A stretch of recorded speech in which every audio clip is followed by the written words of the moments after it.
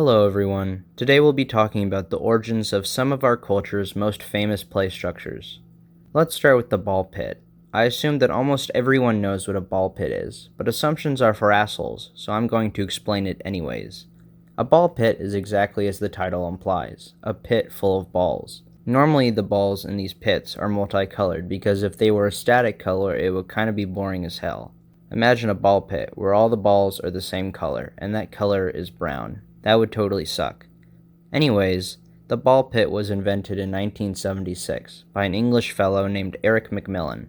Macmillan, also known as the father of soft play, had grown up in poverty during World War II, where he found himself playing in the rubble of what was essentially left of his neighborhood. It was a hard knock life, but he survived and eventually grew up to become an adventure playground designer. Well, how did Macmillan get the idea of the ball pit exactly? It's actually kinda fucking weird. Macmillan and his crew came across this jar of pickled onions and began to imagine themselves crawling through said pickled onions. This led to the overall concept of the ball pit, an idea that once realized became an instant success. So boys and girls, if you're ever vibing in a ball pit with your lads and laddies, you can thank Mr. Macmillan and pickled onions for the fun you're having. Next we have the Bouncy House, created in 1959 by John Scurlock. John was actually a pretty successful engineer, working within the oil and gas industry. He also helped create products for fucking NASA, which is cool because NASA makes rockets, and rockets go into space, which if you think about it, is honestly just rad as hell. Anyways, John was trying to create a cushion cover for tennis courts when he noticed his bros jumping like maniacs on the damn thing. John, being the intelligent man that he was, went, "Ooh, money moment," and began designing the first bouncy house ever made. Except it wasn't really a bouncy house because there were no walls.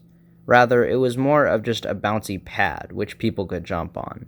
John would tragically die, though, after jumping on one of his masterpieces and flying way too far to the side, landing directly on a metal stake sticking out of the ground. Nah, just kidding. That never happened. But still, having a bouncy castle with no walls sounds like a safety hazard. Eventually, the bouncy house's design was altered to have walls, but this became an issue due to the fact that it would get hot as shit in there. This led to the final change, the addition of netting. The netting allowed cool air to move through the bouncy house, so nobody had to worry about getting splashed by sweat puddles whenever they jumped.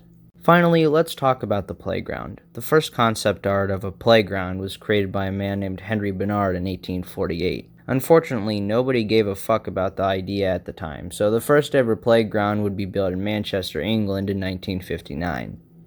Before the invention of the playground, children would play in the street like fucking idiots, because I guess there wasn't anywhere else to do so. Obviously, this was problematic, so the playground was made specifically with these dumbass kids in mind.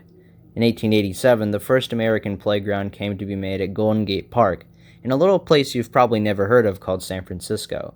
Eventually, the concept of the playground became a somewhat controversial topic. In 1912, climbing structures were banned in this other little lesser-known place called New York City, due to safety concerns. The children of New York were like, whatever, we'll just endanger ourselves the old way, and started playing in the street again. Then New York was like, yo, playing in the street is illegal now too. Basically, if you were a kid growing up in New York during the early 1900s, your life probably sucked total ass. The playground boom would ultimately truly begin in the 1960s, and that shit has been fire ever since. And that, boys and girls, will mark the end of our little dive through play structure history. I hope you enjoyed, because if not, I kinda failed at my job here. No matter, I'll see you in the next Trout Talks.